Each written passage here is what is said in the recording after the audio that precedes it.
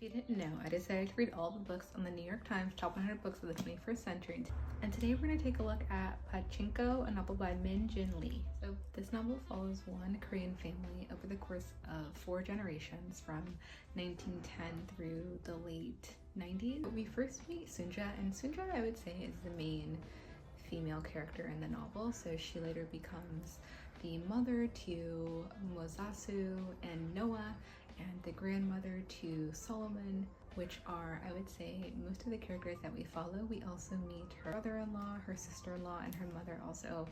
Their perspectives are shared throughout the novel as well. This novel, I think, hopes to share a bit of the Korean experience living in Japan during annexation, as well as during World War II and after World War II, the separation of the North and South of Korea, and really just the experience of everyday Koreans as they are immigrating and migrating elsewhere because of so much conflict. There are a host of themes that are explored in this novel. I think the idea of survive versus thrive, discrimination, as you can imagine, the Korean experience in Japan was the experience of any colonized in the colonizer land. So oftentimes Koreans were not given the same amount of resources or access to wealth, jobs, education, etc.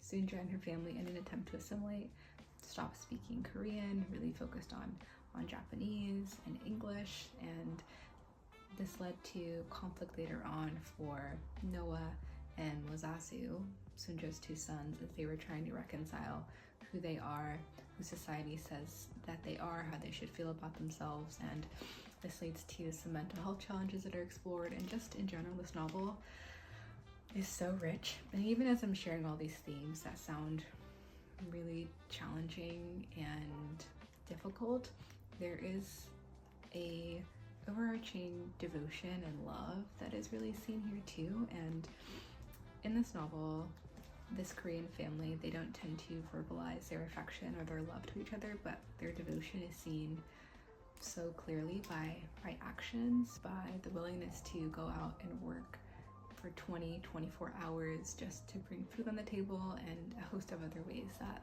love and devotion is shown.